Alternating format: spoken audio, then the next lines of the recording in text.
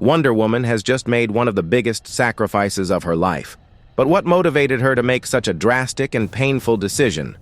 I'm Andrew the Geek Master, and in today's video we're going to dive deep into issue number 3 of Absolute Wonder Woman.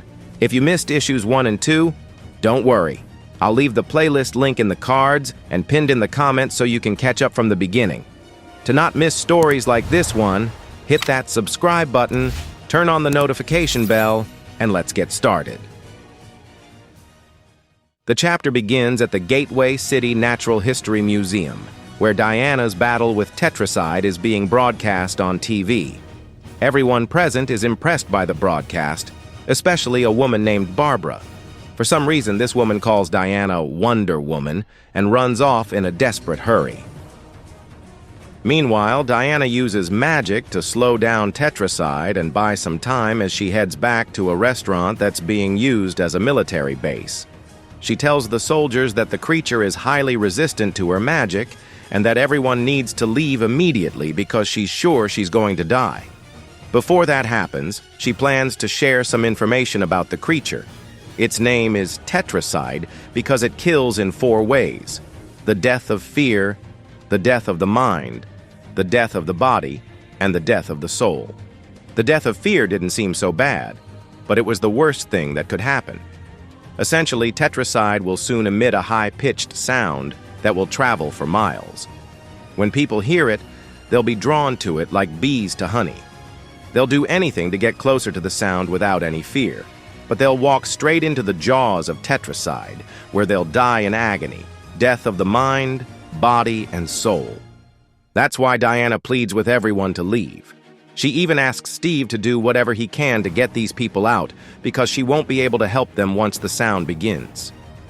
She also asks Pegasus to keep his distance and only attack with his hellfire when it's really needed. But he must stay out of range because if he dies again, Zeus will make sure he doesn't come back. With that, she heads toward the massive creature, holding the Athena blade and the Nemesis lasso in her hands. She makes the same offer she gave to Harbinger Prime.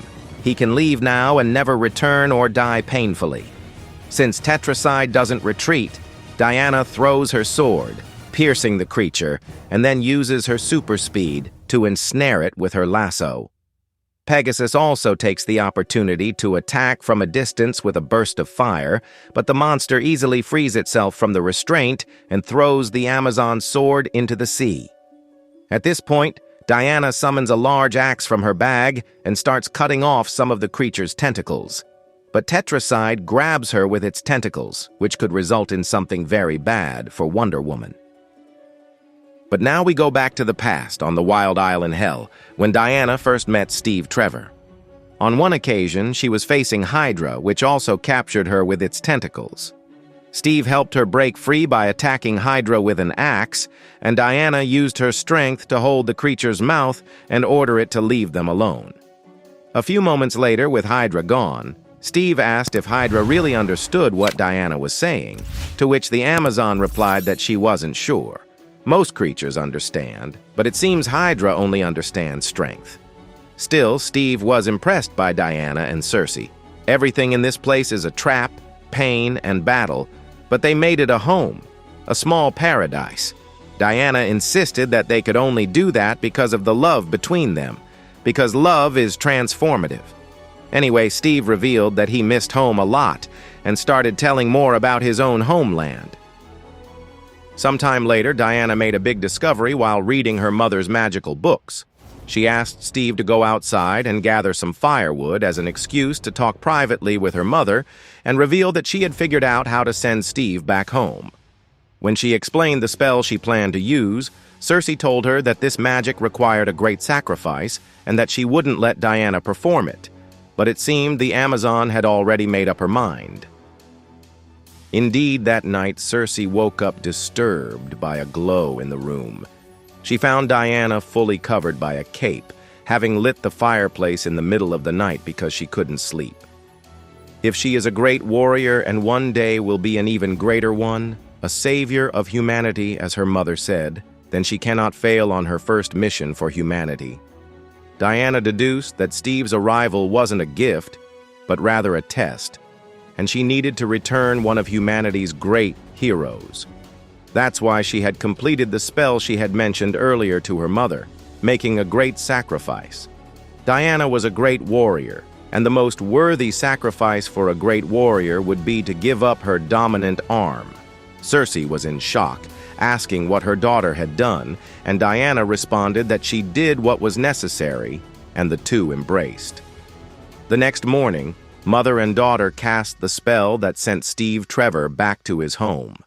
It was then that Cersei realized how incredible Diana's capacity to love, suffer, sacrifice, and honor was. She was certain that Diana could change the world. Back in the present, Tetracide continues to hold Diana by her right arm until she simply casts a spell to undo her arm.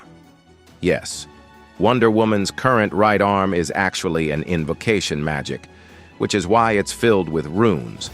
In any case, by undoing her arm, she frees herself and returns to the military base, leaving the soldiers scared, thinking the monster tore off her arm.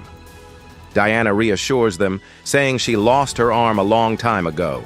She can get it back, but it will require a complicated type of magic. She then summons a mechanical arm from her bag and scolds the soldiers for still being there. Steve Trevor laments, thinking it was his fault Diana lost her arm, but Diana tells him that it was solely a choice she made. Then, she strongly insists, once again, that everyone leave if they don't want to die. Still, Steve doesn't want to leave Diana alone, and Diana knows that. That's exactly why he was worthy of being saved in the first place, but it will all be in vain if he dies, so she asks him to go. Well, as Diana is leaving the bar, a girl bumps into her and almost falls to the ground. It's Barbara, the girl who saw Diana on TV and called her Wonder Woman at the beginning of the issue. No civilian should be here, and since it's too late to leave, Diana instructs the girl to go into the bar and talk to Steve Trevor. But out of nowhere, the girl calls her Wonder Woman. It turns out Barbara is an expert on the Amazonian myth, and she explains that the Amazonian champion is called Wonder Woman. She then introduces herself, revealing that her name is Barbara Minerva. In the main DC universe, Barbara Minerva eventually becomes Cheetah, one of Wonder Woman's enemies, so it will be interesting to see what happens in this absolute universe. Anyway, the conversation is interrupted when Tetracide starts emitting its call. Once again, Diana heads toward the creature, still thinking of a way to defeat it, until she has an idea and takes advantage of the media coverage to ask for help. On top of a building, Diana prepares a spell and then begins speaking directly to the camera. She introduces herself as Diana and explains that she is fighting a terrible monster to save the city, but it's so powerful, even for her. She also reveals that soon, a monster will emit a sound that will force all citizens to sacrifice themselves to it. To save them from this fate, she plans to make everyone in the city temporarily deaf. She knows that many won't believe her, and that the panic and chaos that will follow will be almost as deadly as the monster itself. But she needs everyone to stay calm and help each other. Kindness and compassion are all that will save them now. She finishes by saying that she believes in them. Wonder Woman knows they can do this. The chapter ends with Wonder Woman casting her spell over the entire city, as promised, rendering everyone temporarily deaf. And so, we come to the end of another journey in the absolute Wonder Woman universe. Diana showed her essence when she made the greatest sacrifice a great warrior could make. If you were as impressed as I was with this issue, don't forget to leave a like and subscribe to the channel because we have many more incredible analyses coming your way. Don't forget to subscribe and hit the bell so you won't miss any content we're preparing for you. Thanks for watching and see you in the next adventure.